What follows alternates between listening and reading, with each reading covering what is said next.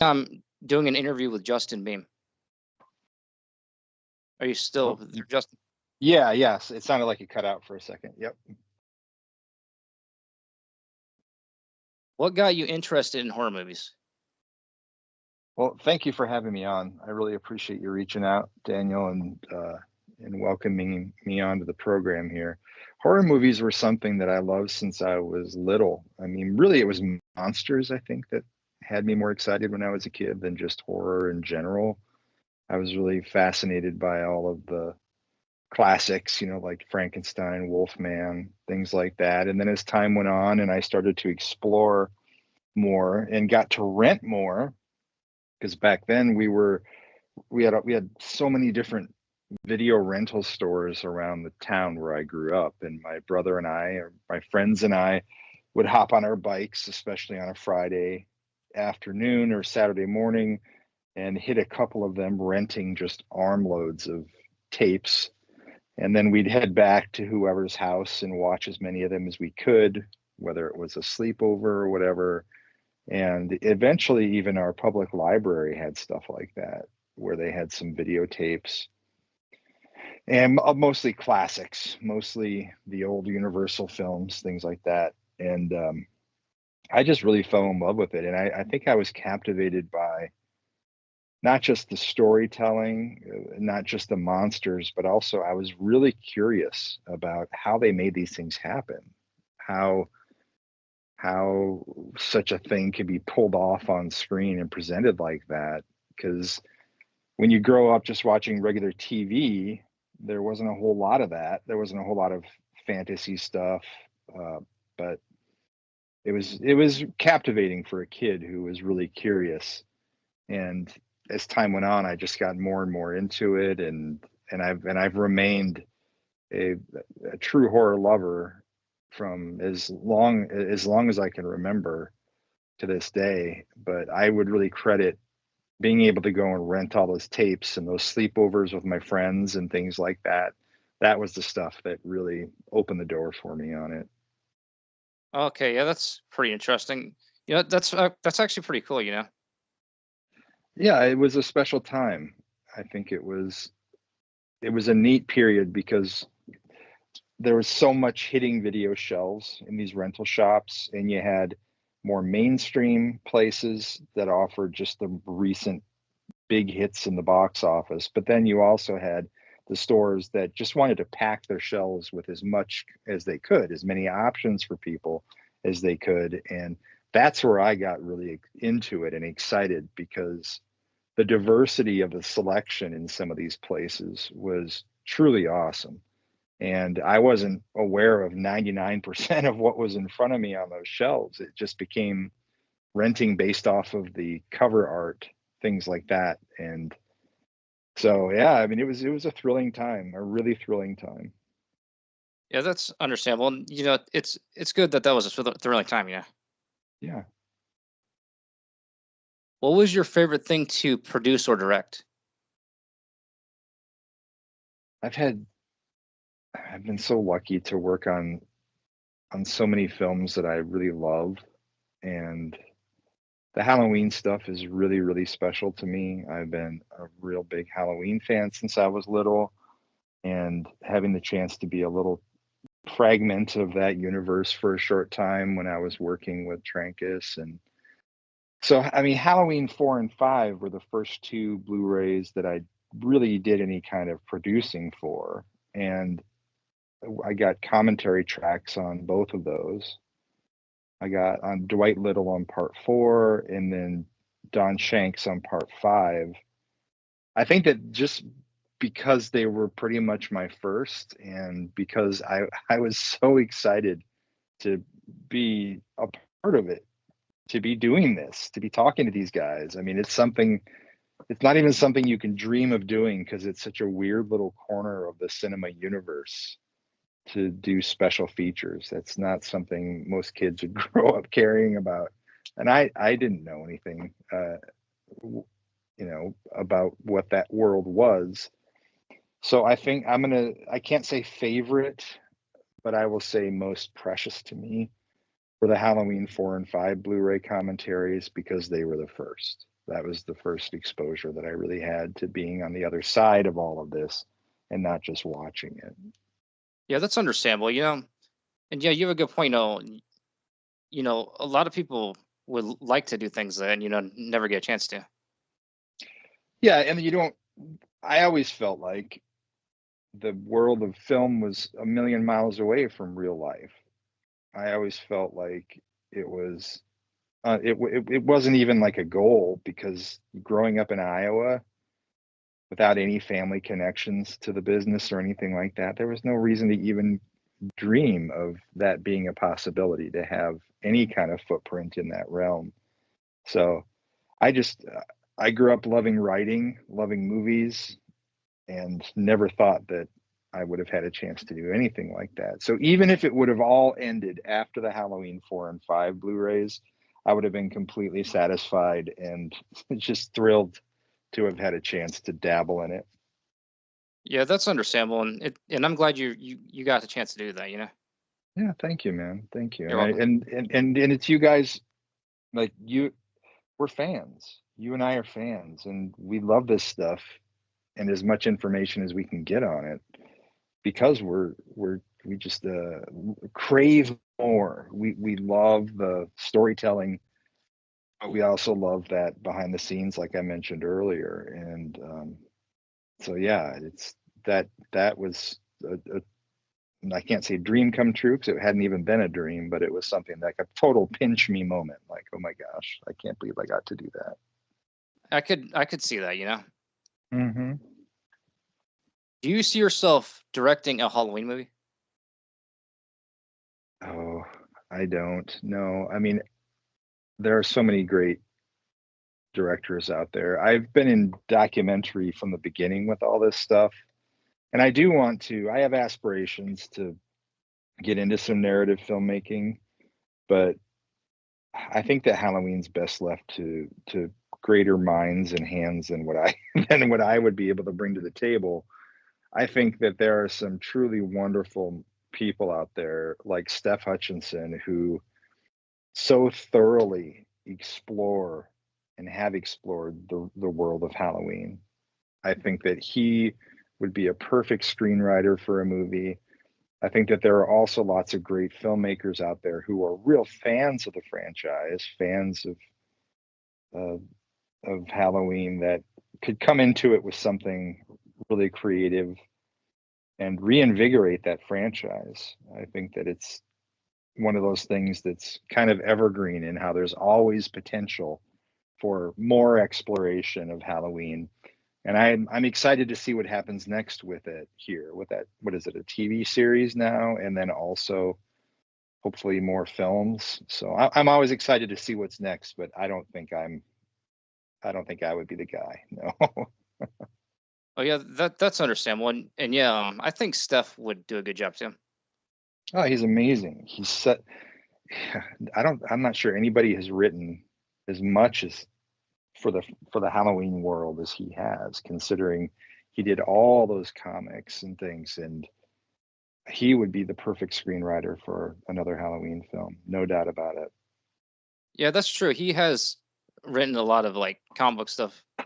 Yeah, yeah, and he did the documentary years ago, and yeah, I think he would be the perfect one, at least on the writing end of things. And if he'd want to direct, I mean, maybe he has that too. I don't. He hasn't ever really shared with me uh, interest in directing. He's very much a writer, but who knows? Hey, you never know, he could write a Halloween movie too. Yeah, absolutely. Do you think they'll ever make another Halloween movie? Yes, I Yeah, I don't think think so it's. too. Oh, sorry to I interrupt you. don't. No, no, no. You're fine. I don't think it'll ever end. What do you think? I mean, what would you like to see in another Halloween film? That's actually a good question because I'm a fan of I prefer sequels or remakes, but with Halloween, I'm not sure where they could really go. Like, it would be nice to like continue off Resurrection, but it's like, would it make sense at this point? Yeah, that's a tough one. I know you are because you and both have talked a lot about it, interest in picking up the pieces after Resurrection, and I think that would be neat if there was some universe that would allow multiple, like if there was a way for sequels to be made for all of the Halloween concepts that kind of ended abruptly, I think that would be really cool. So let's say that they have a film that follows Halloween 3 that continues that storyline. I would be interested in that. If there's a film that follows Resurrection, continues that, I would be interested in it. Same with Rob's. If there's another one that Rob Zombie film, that, you know, because the franchise is so fascinating in that regard, where it has kind of started and stopped so many times now over the years and kind of restarted. And then there's these three recent ones. It's so fascinating to have a film franchise that still can dominate the box office, that has this many sequels, this many entries at this point, and it keeps on sort of starting, rewinding, starting again, throwing a curveball. So I think that would be really neat. And I think that I know you guys have some ideas for storyline and things like that that I think are really interesting post resurrection. Is that your primary thing? Like you think that ideally, like if you had a way to approach a studio and say, here's what I want to have made, you would you prefer it to be a sequel to Resurrection? Oh yeah, what I could understand why they wouldn't though, because it's a lot of people don't like Resurrection. I think that's the big challenge. Yeah. And also you'd be counting on people being able to look back to that time, and so much has happened in the franchise since then. And especially with these recent films, I think Resurrection is unfortunately kind of the one that's been lost in the mix over the years, because Oh people yeah, still that's talk about H2O, they still talk about 3, they still, of course, the original 2, 4 is still loved, 5 is somewhat controversial, but I think still generally accepted. 6 is a very controversial film. Um, and then you have Rob's, I mean, that's the peak of controversial, I would say. that's true. And then the 3 recent ones, which I'm not really sure if they added much to anything, but yeah, so I think it would be a tough sell to get a studio to buy in on a Resurrection sequel, which is too bad, but you're right. Yeah, I think you're right on that one. yeah, that's true. And one thing I'd also think would be cool is it would be cool if they you know kind of bridge the 4 through 6 timeline, but now that the Blumhouse movies exist, it's like now there's that, now there's that timeline. Yeah, but just like the rest of it, they don't, that could be ignored. Oh, Just that's like true. 4 ignored 3, just like H2O ignored 3, 4, 5. And that's what I'm saying about the franchise, that it's not just that they've rebooted it each time. They have jumped over sections of the franchise with some sequels and just pretending they don't exist, which is, I think it's the only franchise of its kind like that. So it's very strange because you have the original 2, which people generally I think accept as an A B, and then there are these like thin tendrils that connect them to future films in whatever way. And there's a general playbook for the storytelling, right? Like how Michael behaves and things like that hasn't changed too dramatically over the years, outside of, I think Rob's films are a much starker and more violent version of that. But it's the only thing that I can think of that's similar to it, but different enough, would be the Texas Chainsaw films, where the part 2 is just insane. Part 2 of that franchise really stands out as the most wildly divergent sequel in probably any horror franchise that's out there. But it still is referencing the original, right? So that's kind of similar to Halloween 1 and 2, where you have 2 movies that tell what could be thought of as a relatively complete story. And then everything after Chainsaw 2 was just kind of trying to rewrite the book on it, until recently, that the one that, I think it was on Netflix, the one that was just called Texas Chainsaw. That one, it connects back to the original, and then 2 is ignored. So these are the only 2 franchises where I can really think of that happening, and I'm rambling. I'm sorry, but I just That's fine. it when you think through this stuff, you see the similarities between them, but also limitless potential because of how simple that story was. The original Chainsaw, it was so stark, to use that term again, and so such a specific feeling you got from watching that movie. But the storytelling is very, very simple. And same thing with Halloween. The essence of what makes it work is its simplicity. And I think that people could go on forever making movies banking off that. And I'm really curious what this TV series is going to be. I have no clue what they're going to be doing with that. But to take that simple formula and make it interesting enough to have however many episodes they're going to do, I'm so curious about what that's going to end up being. Have you heard anything about that? Like what's expected to be from it? Actually, I don't think I have. Yeah, I haven't either. They've kept a real tight lid on it, haven't they? Oh yeah. Oh yeah, that was actually gonna be my next question. How do you feel about the Halloween TV series? You know. Yeah, I again, I just think it's why not? And there's so many characters in that universe that can be explored that you could pick it up from anywhere. You could tell a story, a prequel to the original film, like what was leading up to it. You could, I just, I'm kind of amazed for a series that people are so close to, that audiences feel so close to, and where every little bit of news will travel very quickly on all of the horror media cycles. I am blown away by the fact that they have kept us under such tight wraps and not leaked anything about what the concept is or any of that. It's kind of amazing in this day and age. Yeah, that's true. It is like because yeah, it seems like no matter what, like something usually gets leaked out. Yeah. Yep. So have you heard about the upcoming video games?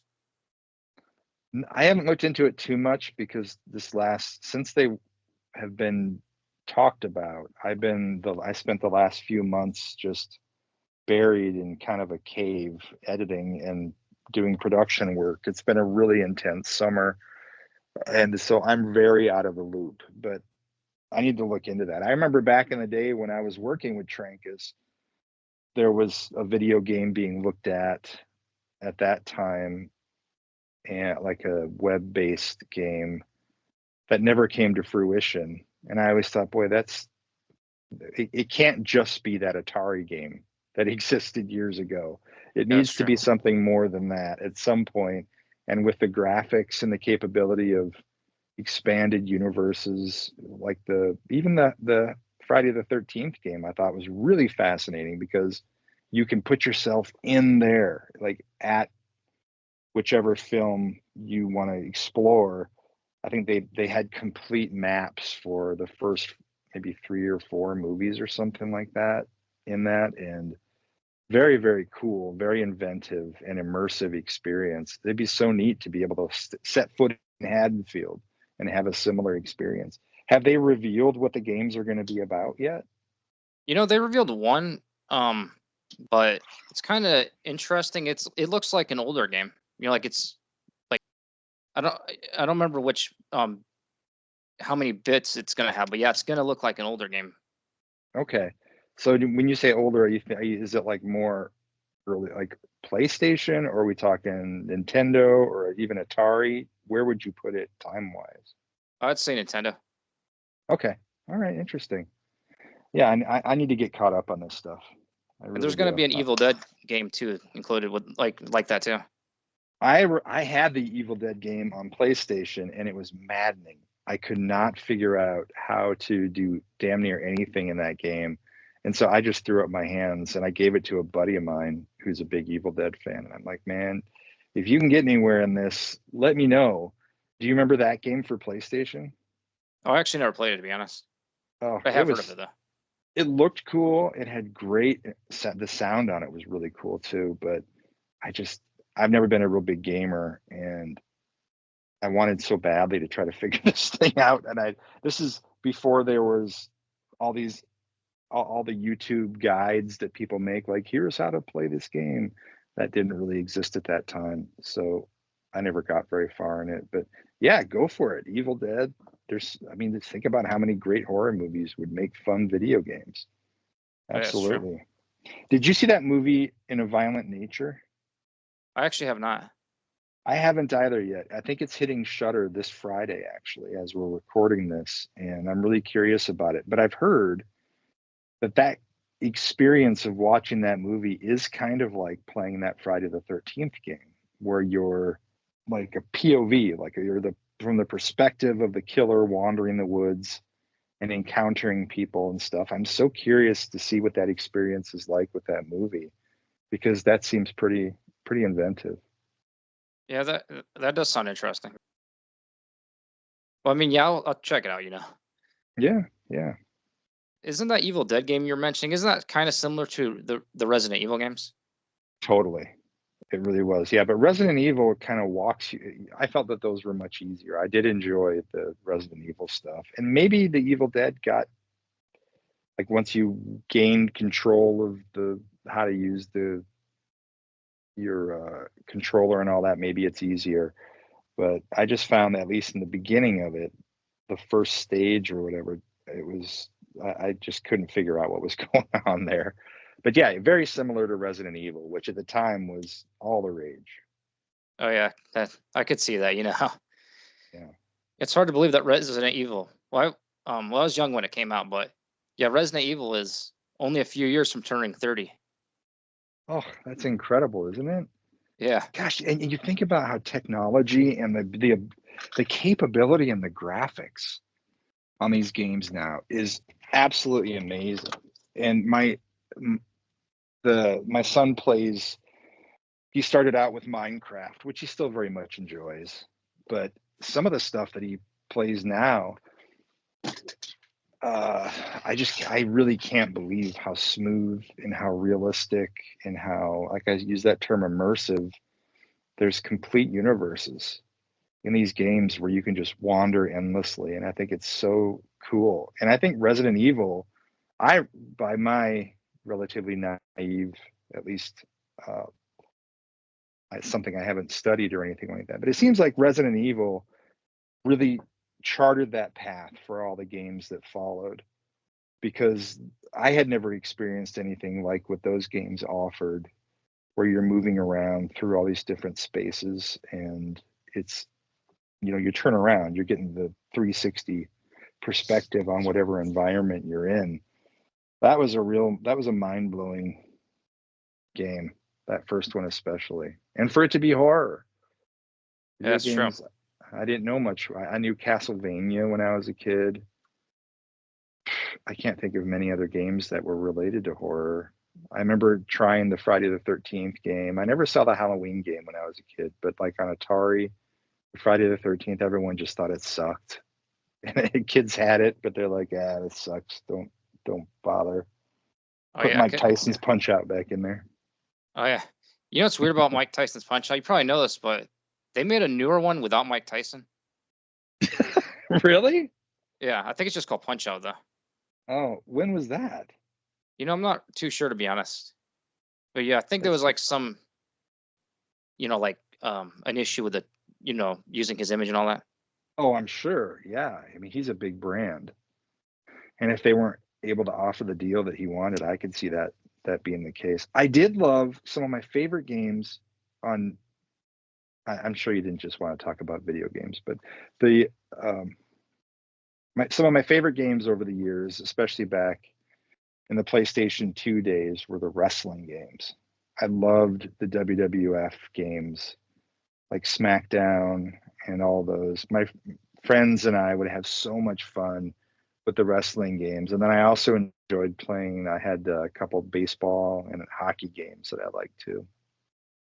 Oh, that's pretty cool. Yeah, the WWE games, like, did you ever play like SmackDown versus Raw 2007 and all them? No, that was after I was off into the world and doing all kinds of other things. And so I definitely lost touch with gaming then. What system was that for? Oh, that was on PS2 and Xbox 360 as well. Oh, it was. Okay. All right. How was that one? It's pretty good. I've only played I the like, PS2 version though, not the 360. Sorry. okay. Yeah. Well, I mean, because I think didn't they add at some point, I think they added kind of career modes or something where you can do more than just individual matches and things like that. Oh yeah, they I don't remember what game they did that in, but I know there was like career mode, but they did have like storylines and stuff as well. Yeah, that's the kind of stuff I think would be that was really neat. And the fact that you could step into the shoes of your favorite wrestlers was cool. But then the creator wrestler, that was a game changer where you can choose your own outfits and your hair and the face and how big or small you were.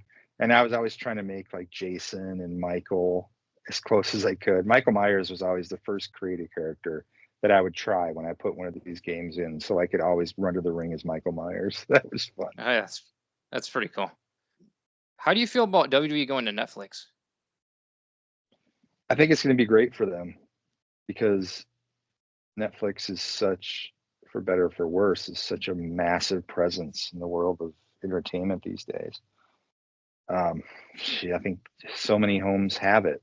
I think having it in that lineup is going to be smart because Netflix also doesn't always have a lot of new content. There's not a lot of reasons for because you check back in, it tends to be the same stuff for quite a while, and I think it'll be a good thing for both parties. And I love that WWE. I feel okay watching it again now that Vince is out of the picture, and I mean, you're seeing the proof of that in their numbers Oh, because that's true. they've been killing it on everything from house shows to their. I mean, just everything is up, and their storytelling's way better, and just a truly despicable human being, Vince McMahon. And so I felt okay starting to watch again now and again once he was gone. Have you been enjoying it more since he left, or what are your feelings? Do you notice a difference? Honestly, yeah, I've been enjoying it more too. Yeah, yeah. I think giving the women a shot to Oh, that's true. In Vince's world, other than a few little things here and there, especially toward the end, it's like women were just. It was so it wasn't just gross in real life what he was doing, completely deplorable, but also that's kind of how he treated women on screen too. And I now find women's wrestling to be the most exciting wrestling on any group that I watch.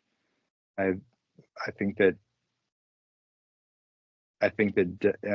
WWE now they have a great roster on both sides.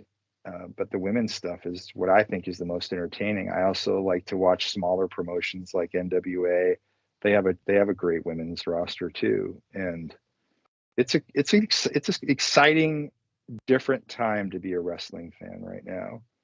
And That's I true. think that the more eyes they can get on it, it's kind of like the rising tide lifts all ships. And I think that if Netflix can help elevate WWE, I think it's the right move to make. They're still going to have their, I think, USA presence from what I understand. So they're still going to have some stuff on regular cable, but I think it's a good move. What's your outlook on it? I'd say it's a good move, like because they also don't have to worry about like censoring as much. Oh Um, yeah, sure. and it's actually SmackDown that's going to the USA Network. I don't know if you know, but like they're moving. Yeah, they're not going to be on Fox anymore. Yeah. Yeah, I remember I heard that. I hadn't thought about the fact about the censorship. I mean, they're not really a real bloody company anyway, necessarily, at least right now. But I hadn't thought about that. Yeah, I mean, the creative constraints are going to be thrown off Yeah, once that's they go true. to something like a Netflix. That's a really good point. Yeah, that's exciting. Also, yeah, with Vince McMahon, like, yeah, I started noticing that, like, if some of the stuff that happened in the '90s and 2000s didn't age well if you really think about it. Oh, horrible. You look back now and it's like cover your eyes, you know. I can't imagine being a dad and having my kid watch that stuff. And especially the way women were treated and handled at that time, and then all the weird gross stuff that Vince was having him do, that now that all these suits have come out against him, now you realize this is just what Vince is into, like where they're dumping buckets of poop on each other, and just it was bizarre. There was some great wrestling, there was some tremendous angles, throughout that time, no doubt. That's true. But and just back to the early days, the WWF stuff that I enjoy the most is the really early stuff. I like watching the what's it called with Bobby Heenan and Gorilla Monsoon. The logo is almost kind of popping into my mind, but anyway, they had a show that Bobby the Brain, who's the greatest manager of all time, in my opinion. I love Bobby Heenan so much. Endlessly funny. He was brilliant, so sharp in his wit. He and Gorilla Monsoon hosted this show where they showed a lot of clips from Madison Square Garden, what were essentially house shows at the time. And you got to see lots of wrestlers that were not on the main roster, although it did, you got some Hogan, you got some Andre and things like that. But I like the earlier WWF stuff, and a lot of the territorial wrestling is really where my interest is now, more than the 90s. I mean, I lived through the 90s stuff. I was watching it when it happened. The WWF versus WCW thing was tremendously exciting. I I was definitely one of those people who was flipping channels back and forth on Monday nights, trying to see what was going on both of them, and had a buddy whose parents got him all the pay-per-views for both. So we never missed a pay-per-view in that era. There was so much wrestling all the time. But yeah, to your point, when you look back at a lot of what was happening there, it's just like, oh man, not aging well is definitely a good way to put it. Yeah. Yeah, that's true. And yeah, it's pretty cool that your friend had those, was buying those, his parents were buying those pay-per-views. Yeah. I couldn't believe it. It was every one for both WWF and WCW. And we saw an ECW house show together once that we kind of snuck into. The doors were just open on it in Peoria, Illinois, on the building, and we just walked in. And here's these guys, I don't remember who it was. They were out of the ring with chairs. They were both bleeding profusely, and one of the guys slammed the other one on top of the merch table, which was in the back of the room. Oh It had wow. like there's blood everywhere, and I thought this is absolute carnage and insanity. So that's the only glimpse at an ECW show that I saw. It was maybe like the last hour of a house show one year at one point in Peoria, Illinois. But I thought that the ECW stuff was wild. There was Oh, yeah, some. I was a big fan of Sabu. oh yeah, he's pretty cool, and yeah, I could see like, people thinking ECW was wild. Oh, think about how different that was for its time, and compared to what the other two companies were doing. You hadn't seen anything like that. And then when the Insane Clown Posse, they put out a tape called Stranglemania. Did you ever see this? I don't think I have actually. It was them doing commentary over this Japanese death match tournament that Terry Funk ended up winning. Cactus Jack was there. It's become really discussed over the years since then. This death match, King of the Death Match tournament. I think it was. I can't remember what Japanese promotion put it on, but anyway, it was so fun. It wasn't just funny because of what they were doing on the commentary, but deathmatch wrestling was a completely foreign concept. And so I had had this little taste of ECW and was reading more about ECW in the magazines than actually seeing it. Because this is before they had network TV or anything like that, which they briefly did, I think, on like TNN or something. But I was just captivated by these deathmatch wrestlers over in Japan in this tournament, and these crazy interviews with Terry Funk as he's like bleeding and he's got all these. They were exploding rings with bombs in the ring, burning ropes. They had a guy over there dressed as Jason. They had a guy dressed as Freddy, and they had one dressed as Leatherface that were all part of the tournament. That I sounds mean, pretty cool. yeah, as a horror fan, you're just like, this is insanity, and it has some characters I love, so let's check it out. And so there was a little bit of time there where I got a little more into trying to track down tapes of this deathmatch stuff. But now it's grotesque watching YouTube clips and stuff on Instagram with these deathmatch promotions. It's awful, where they're actually stabbing each other and lighting each other on fire and breaking fluorescent light tubes and then stabbing their faces with it. It's like, that's just too much for me. Oh yeah, Not I my agree. thing. Yeah, I agree. Like they have, some of these promotions do go a little far. I mean, it's their thing, so more power to them. And obviously, the wrestlers are cool with doing it. So it's just not for me. Not for me. Yeah, that's understandable. Everyone has their own thing. Yeah. Yeah, totally. What are your thoughts on the upcoming series, Crystal Lake? Is that still happening? I think so. I know it got delayed because of because of that strike. But I think they Yeah. said like it's gonna resume. Oh, sorry. No, go ahead. Oh yeah, I was just saying like I think they said it's gonna resume, but I think now you mentioned, I think there was something to do with the company, like something with the company. Maybe it not gonna happen after all. And I didn't really think about that. Well, it's been hard to keep tabs on just because it's announced and then it's happening and then it's been pulled off and now it's not happening. I mean, that goes back to the same discussion about Halloween. They could endlessly do this. This and there's so much that's unexplored, especially in the Friday the 13th realm. We know about Jason to some extent. At least we know what happened when he was little. We know Yeah, about that's his true. mom. A prequel would be interesting about the other things that happened at the camp, because they, in the first Friday, the locals there are telling stories of fires and poisoned water and things like that. Boy, that would be interesting to explore. But just at its base, the reason Friday continues to endure like it does is because, again, back to simple storytelling. It's a guy in the woods coming after people who come into his territory, and that's it. How Oh, that's could you true. not? You could easily make a great TV series around that. And I really hope it happens.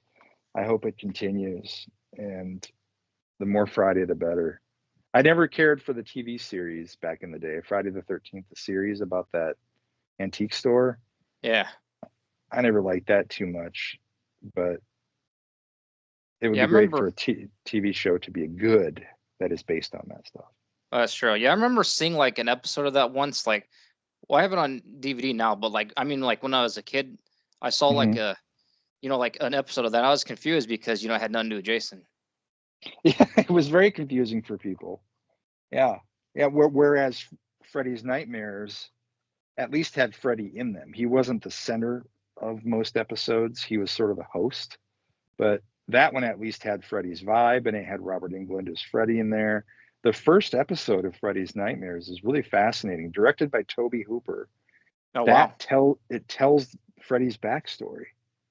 It's the only time that there's been too much or very much exploration into what led to him becoming the monster that the sort of dream demon that he was. He was a monster from the beginning, though, and you see the parents burning the building that he's in and all that stuff. If people can track that down, I can't remember if that's the one called No More Mr. Nice Guy or what, but it's a really interesting cross section or intersection too, because of Toby Hooper being the director on it. So you got the director of Chainsaw Massacre telling Freddy's backstory. That's great. But then the rest of the series was mostly Freddy kind of hosting things. He would appear once in a while on some episodes, but that at least felt like a Freddy thing, where the Friday series was just a completely different path. Yeah, that I could definitely see that. What's weird though is that show is kind of hard to find. It is. They have been remastered because they were on Screenbox for a while in these updated new scans. So I think at some point it's going to come out on disc and maybe back into wide release on streaming or something, because the company has always held that very close to the vest in terms of their plans for it. And they don't allow it to be licensed by anybody like a Shout Factory or anybody else. Terror Vision, which is a video distribution label and record label, they did a vinyl soundtrack release of the music from Freddy's Nightmares. but they weren't able to get the license for the show. So we know that these remastered episodes exist. I think it's only a matter of time before they hit the market in some way or another. And their time on Screenbox was very, very short.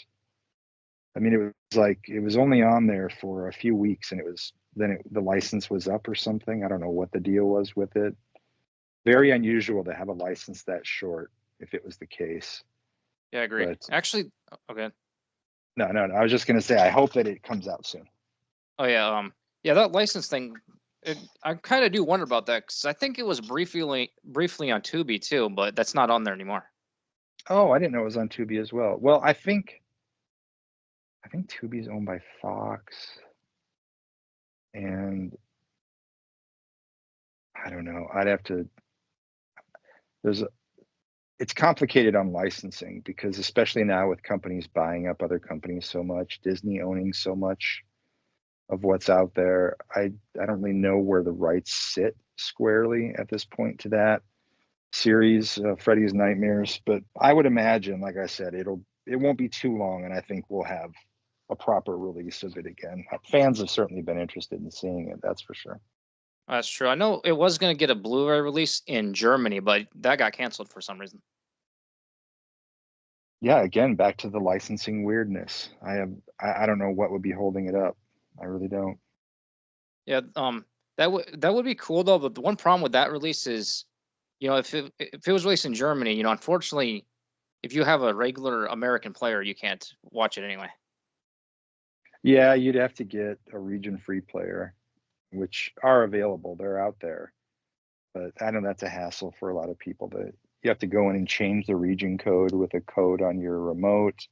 I have one, but I don't watch a whole lot of other region stuff just because it's kind of a hassle. So I don't make a practice of buying discs that aren't compatible with just my regular 4K player. Yeah, that's understandable. Who's your favorite horror villain? Well, I'm going to say Michael Myers, The Shape. I guess understandable. Yeah, he's always been my favorite. Jason would be a close second. What about I you? am. Oh yeah, Michael Myers is my favorite too. Yeah, yeah. I like With all me, the different okay. iterations of them. I like every look. I even like the mask in 5. I mean, I'm okay with that. I like that we have so many different filmmakers' visions for that character over the run of that series. It's one of my favorite things about the Halloween world is that Michael's ever changing. Some things remain the same, like the core generally stays the same of what that character, the Shape, is. But I just really love the diversity in that series and what it offers. Oh yeah, that's understandable. With me, I would say my close second would be Jigsaw. Okay, yeah, a more cerebral kind of mind play bad guy who gets into the deepest fears of the people that he's messing with. Yeah, gosh, that's something I miss. I think one of my favorite things about the Saw franchise was it became a yearly ritual. If you Oh, that's true. remember, every October you could look for a number of years, you could look forward to a new Saw movie being in theaters. And even if you didn't love the Saw franchise, you went because it was a fun ritual to have. And there hasn't been a series like that since, where you just know every year in October there's going to be a new entry. And yep, we're going to pick out our costumes for trick or treating. We're going to do all this other fall stuff, watch our favorite movies at home. But we know at some time we're going to head to the theater and catch the latest from this franchise. Yeah, that was always really cool about Saw. I missed that. Oh yeah, that does sound pretty cool. Have you seen Saw X yet? I have not. I'm behind the times on that one. How is it? I think it's pretty good. The poster for it was alarming. I was like, whoa, they're continuing to be inventive with ways to put people through the ringer here. Yeah, I need to catch up on that. Oh yeah, yeah, that's true. And actually, what's interesting is it takes place between 1 and 2, but you can kind of tell that Tobin Bell and Shawnee Smith aged, but it's still fine. Oh yeah, and Shawnee's so great and she's become a real ambassador for the genre. I love her so much. I did a commentary with her on the remake of The Blob, and she was just the sweetest. And I'm glad that I hope these movies just keep on going for her because I think it's been a really good thing for her. Yeah, I hope so too. Like, actually, there's another Saw coming. It was actually supposed to come out this year, but it was delayed. Maybe they're doing some additional shooting or something. Yeah. Well, that'll be great. Yeah, keep it going. Keep it going. I'm not sure what the name will be because I don't know if you know this, but I actually didn't call it by the wrong name. Like, I know it's weird because X is the Roman numeral for 10, but all the trailers actually pronounce it X. Because it is the 10th film, right? Well, yeah, it is But the 10th, but but yeah, it takes place when it does. So yeah, that's an interesting thing. but I wonder what the I like. 11th one's gonna be called. Well, title Yeah, 10. I don't know. I don't know. We'll see. They need to keep them going though. I mean, why not? Yeah, that's true. And I agree. They need to keep them going. Yeah. Who's your favorite Scream Queen? Hmm. I've done a lot of stuff with Linnea Quigley over the years, and I think that is I think that she is probably the cornerstone Scream Queen because she was really the first. And of course, there were other like Janet Leigh, and there were plenty of women prior to her, but she's the one who really accepted and embraced the mantle. And I think she has a new movie called Scream Queen that Oh is wow. a new horror film.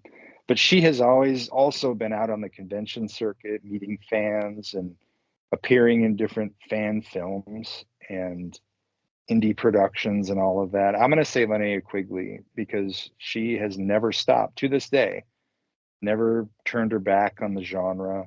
She's always been very proud of her work in it, and she continues to do her thing. I'm going to say Linnea Quigley. Who's yours? I'd say Jamie Lee Curtis. Sure. Yeah. Yeah, I would say she'd probably be second place for me. Yeah. Oh, I probably should have asked this question when we were talking about Saw, but do you see yourself directing or producing a Saw documentary? I think the good thing about the Saw movies is that they have happened in this era of special features and documentaries. So I think their discs usually have plenty of stuff on them, which is great. The stuff that I have been brought in on for the most part over the years are movies that haven't, maybe they were made prior to the advent of special features being so common on everything.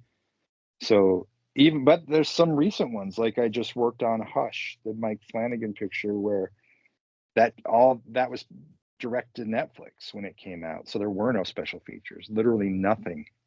For a modern film is kind of unusual. But these streaming movies that end up on streaming, they don't get the same kind of attention and consideration that a theatrical movie would. Oh yeah, So that's true. you get a new Halloween film. Yeah, it will end up on streaming, but they're shooting behind the scenes and all that while it's being made. And with Hush, Mike Flanagan did, even though it was a low budget early picture for him, they did shoot a ton of behind the scenes coverage at least. And so when I started working on it, we were creating the very first special features for that film. And his team handed me this, several drives full of behind the scenes stuff that I got to use for the different special features, which was amazing. So for the most part, I think that the Saw series has been pretty well covered by the bonus material that's already out there. But if there ever was the opportunity to do a franchise documentary, I think that'd be a fun one to dive in on. I've worked with James Wan on some stuff and Lee Winnell, and so I think it would be a fun one to do for sure. Someone should do it at some point. But I think that maybe the reason you haven't seen anyone jumping on top of that is because each one of those DVDs or Blu-rays that have come out already have so much on them. Oh yeah, I could see that. I wouldn't mind seeing you, directing or producing something like that. Well, I appreciate it. Yeah, it would be so fun to do. because there's so many films now. I mean, geez, we could make a really big documentary with it for sure. Oh, that's true. What's your favorite horror remake? The Thing, Oh, The Thing. Carpenter's Thing. Oh yeah, that's my favorite too. And for those that don't know, we're not talking about the prequel because if you tell some people on Facebook that The Thing, like when they mention remix, people will say no, that's a prequel. No, no, there's three movies for those that don't know. There's the Thing from Another World, then there's John Carpenter's The Thing, and then there's the prequel from 2011. And I love The Thing from Another World. That's one of my all-time favorite films. I absolutely adore that movie and watch it frequently in the wintertime. But Carpenter's was such a I mean, and these are based off of a story. So there's the original story too. But Yeah, that's true. but I think Carpenter's movie is such, and I know this is celebrated now universally, but it's such a masterstroke of filmmaking, acting, everything works in that movie. The special effects are incredible from Rob Bottin and his team. And that's one that there's already a tremendous documentary on back from the Laserdisc when it first came out. And that made its way forward onto many of the home video releases too on the making of the thing, which is just tremendous. And now there is a documentary from what I hear being made about the movie again. So, but that I think is the greatest example of taking something that people know that's beloved, and while it was controversial at the time when it came out, it honestly sidelined Carpenter's career because it was so poorly received.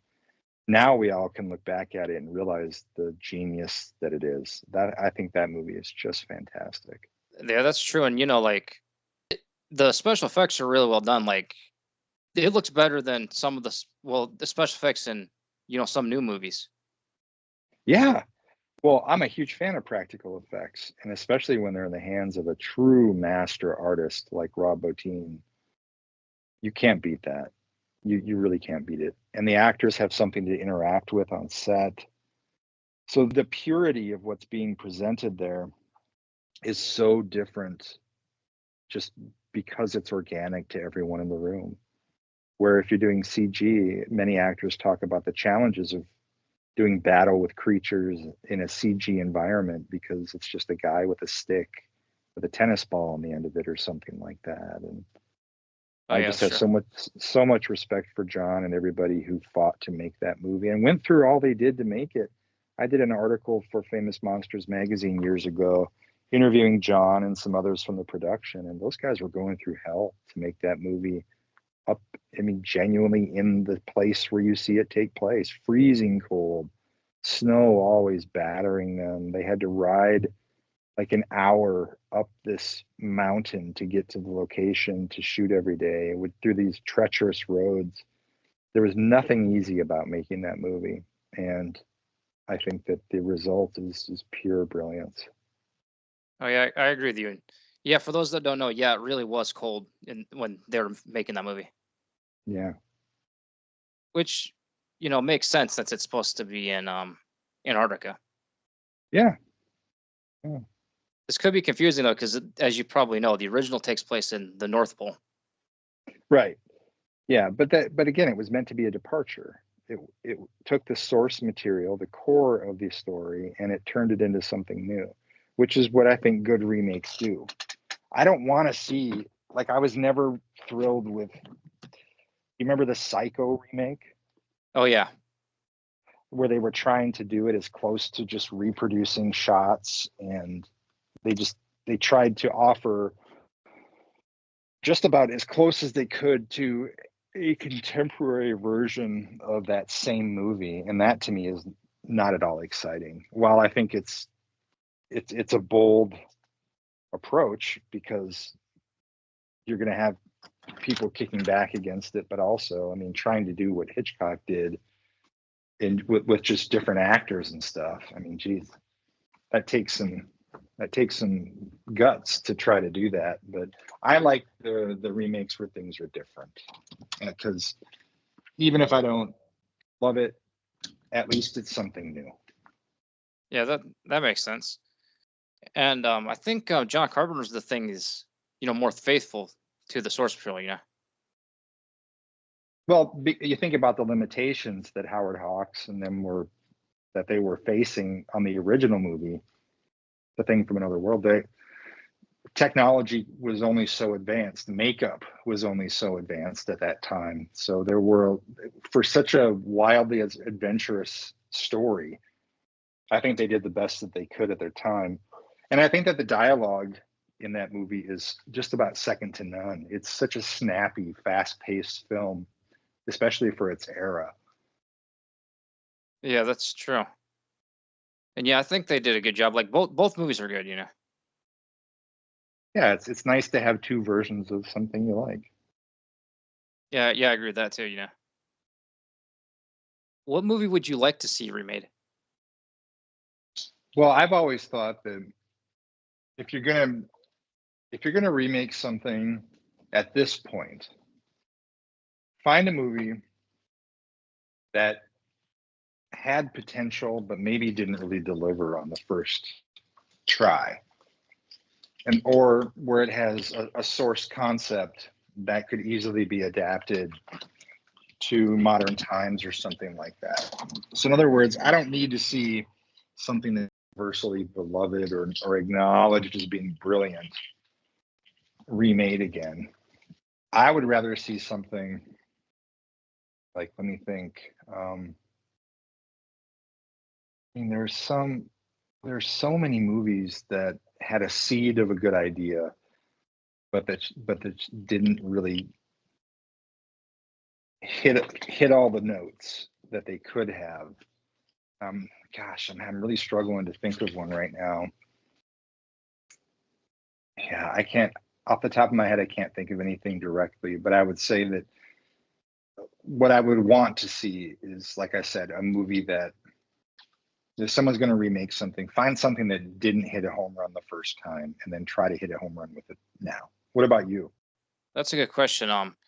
Personally, I would like to see them try to do Resident Evil again, but the problem is, that wasn't faithful enough. That's the problem with Resident Evil, but they kind of screwed it up when they, made Welcome to Raccoon City.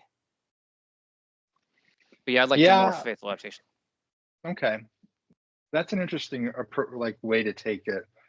Starting with a video game might be an interesting approach because so many games are so cool, but haven't had movies made of them. I remember seeing the one House of the Dead in the theater, and I wasn't aware that it was based on a video game. Have you ever seen that movie? Oh no, I actually haven't. It has Rachel from Halloween 4 in it too. But well, Oh the girl wow. who played Rachel. But I had no clue that it was based off of a video game. And in the middle of the movie, throughout the movie, they'll cut to these really primitive looking video game clips. I remember sitting in the theater just shaking my head like, what is going on? Why are they doing this? Then afterwards I researched it. Okay, it's based on the on the video game, and so they want to include some video game elements in it. The movie wasn't good anyway, but then to have it hard cut to video game clips just was such a bizarre decision. So maybe that, I don't know about that original game if it was good, but maybe that would be one that could be revisited or something like that. I thought that Silent Hill was really well done based off of a video game, and now there's a sequel to that coming out.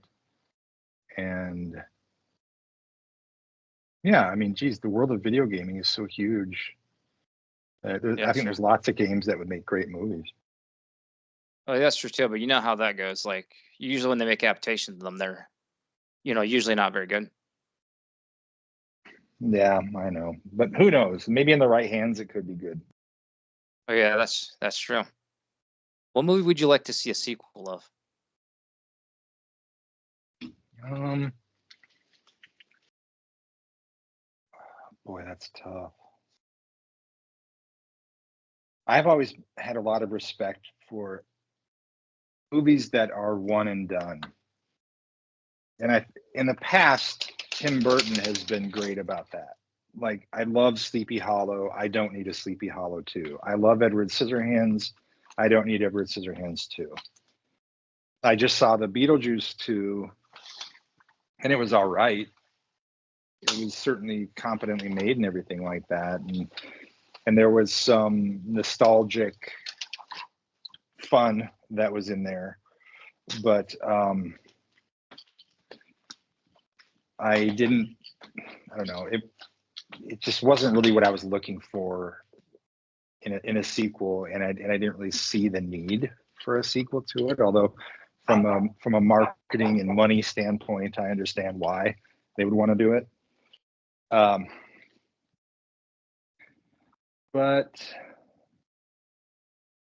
I don't know. I really can't think. I can't. I'm sorry. I'm offering you a bad answer here, but I can't think of anything. I'm gonna have to look at my movie shelves and see.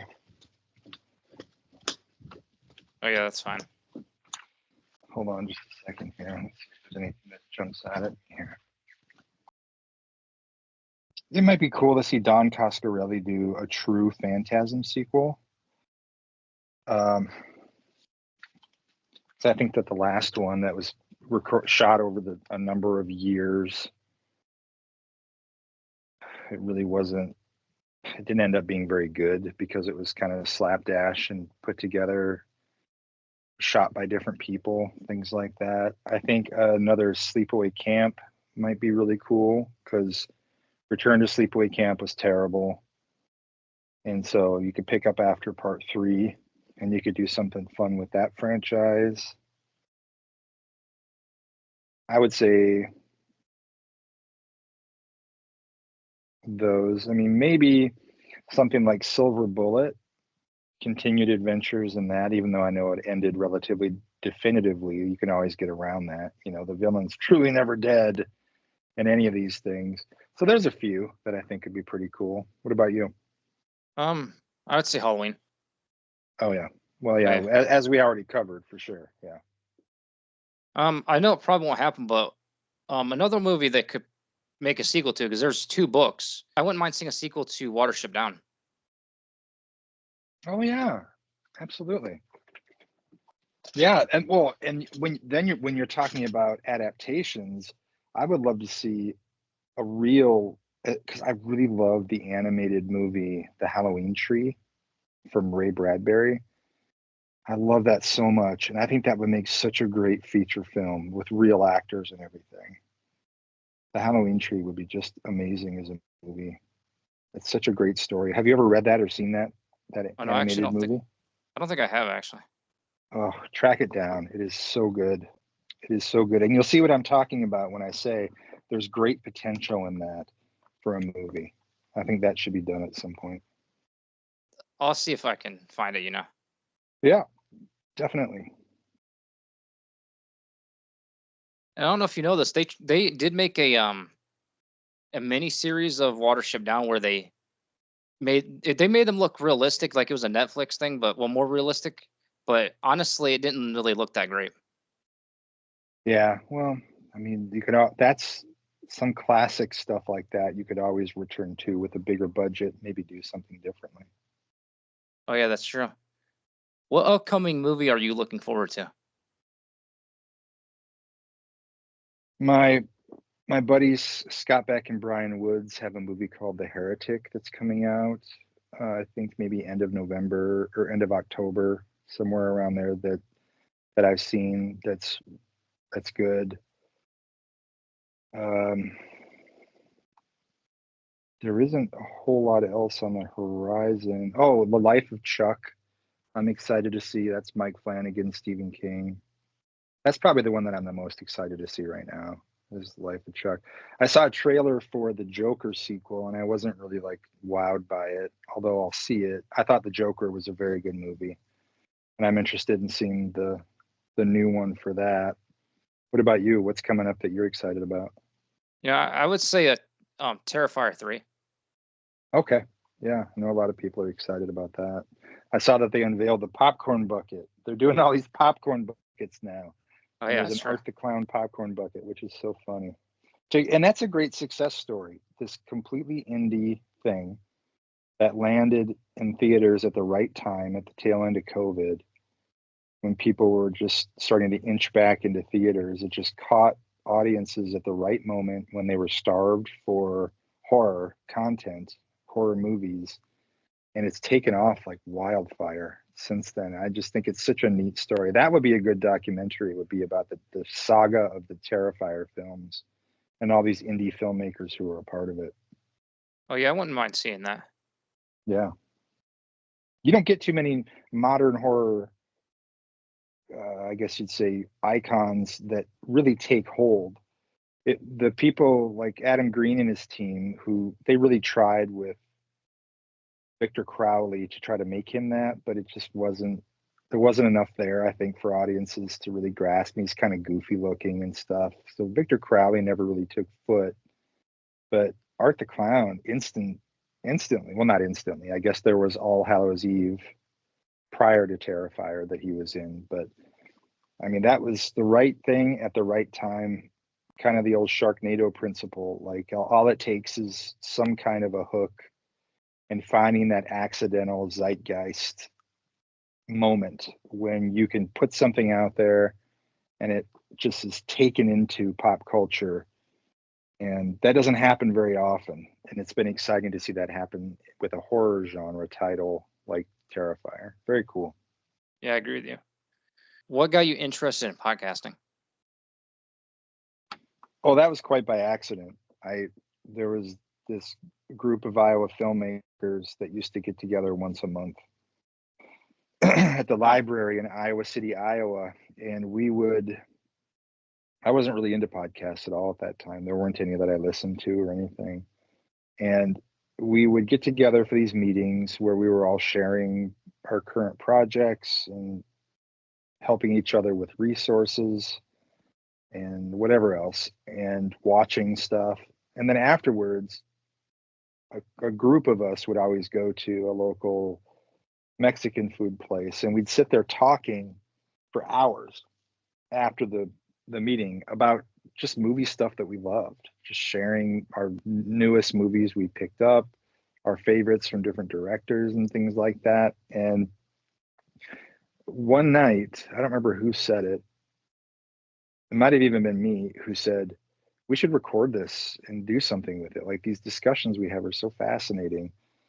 And then we decided to start this, and that became a show called Attack of the Killer Podcast that is still going. I haven't been a part of it for years, but those guys, very close friends of mine, Mike and Jason and Brian and Tad, who were on that show. Mike and Jason were and I were the original three, plus a couple other people that started it. And that's really where it began. And that's when I started listening to podcasts too. And now every week, whenever I'm driving or traveling, I'm always listening to podcasts. If I'm not listening to like books on Audible or whatever, it's always podcasts. oh, So that's that pretty was cool. it. That was the seed of it for us and for me. Okay, yeah, that's pretty interesting. Yeah. Do you see yourself getting into the music industry? Well, I worked in music instrument retail for a long time, selling drums, and I was a department manager for a Midwestern store chain selling drums and guitars and all that stuff. So music has always been very close to my heart. I'm a drummer since I was little. I was in drum and bugle corps, and I did some recording over the years. I did touring with different bands. And so, I mean, it's definitely a part of me. I don't play like I used to. I don't do any gigging out or anything right now, but I certainly play my drums throughout the week. And I have a practice pad next to my workstation here in the office that I'm tapping around on all day, every day. So, and I'll work out when I'm editing stuff. I'll work out rhythms for different beats in the edits and the cuts and things using my practice pad to help.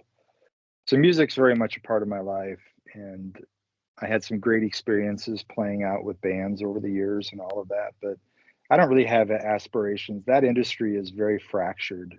The internet really annihilated the world of music, and so I don't really have aspirations to try to wade through those waters. Although I've been doing some remote recording for different artists over the last year, I have my drums down here all mic'd up and everything, and so they send me files that they need drum tracks for, and then I come up with a drum part, record it, and then they add it in back on their end, which has been a lot of fun. And I have a couple current projects that are underway with that kind of stuff that I'm really enjoying. But I don't have any interest outside of just this kind of stuff with friends with the world of music. Maybe putting some kind of group together where I can go out and gig once in a while, but that's really about it. I don't have aspirations beyond that. Yeah, that's understandable. Like you said, like the industry is fractured. That's not good. It isn't. It's really unhealthy, and no one is making any. It's in film has unfortunately been hit in a very similar way, where streaming and piracy and everything has just it's gutted any kind of income potential. That's why bands they need to tour, they need to sell T-shirts and stuff because they're not making money off their music anymore on a traditional sense of like album sales. So Oh yeah, that's true. there's the top like 4% of bands and musicians that are huge that can still sell vinyl and whatever else on a large commercial basis. But for the most part, your money has to be made on the road.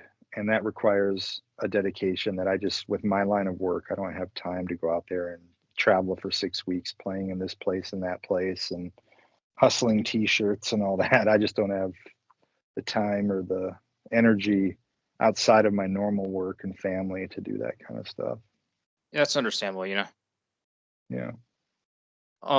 This is actually the last question. Is there any future projects you can tell me about? I mean, most of the stuff that let me see what's been announced here. Most of the stuff that I do as I'm working on it, I can't really talk about until it's been officially announced. But right now, my site, which is just my name, justinbeahm.com, it has a coming soon page. And between now and February, there's a bunch of really fun releases coming out. There's Bringing Out the Dead from Paramount, where I interviewed Nicolas Cage, Martin Scorsese, and a bunch of others. Breakdown, which is a Kurt Russell movie I did about a year and a half ago, 2 years ago for Paramount, is coming out on 4K soon. The remake of The Blob is seeing a steelbook release. Benicio del Toro's The Wolfman comes out in October. Shocker from Scream Factory is also October. And then a new release of Krampus, which I did a couple years ago for Shout. They're doing a steelbook and like all these different crazy packages. That comes out in November. There's a full moon box set coming from Umbrella in November that has Dollman, Demonic Toys, Dollman versus Demonic Toys, and I think Dollman 2, I want to say. But that one is November. Born on the 4th of July comes out also November, as well as A Simple Plan from Arrow Video. Hush, that I mentioned, is also end of November. And then we just announced this big Bewitched series box set, which is finally hitting Blu-ray in February from Mill Creek. And I did a documentary and 16 new commentaries with all these historians and people from the series for that. That was a huge undertaking that took like 2 years, but that's coming out in February. So that's some of the upcoming stuff here. Okay, yeah. Is there any questions you have for me? No, man, just thank you for supporting the genre with these kinds of conversations and doing what you do. I think this stuff survives and it lives and breathes through these kinds of, I mean, it's podcasting now just about more than anything else, where there's so much light shed on things that otherwise might not get much attention. And so this is vital stuff, and I really appreciate the fact that you're doing it. And thank you so much for having me on. Yeah, you're very welcome.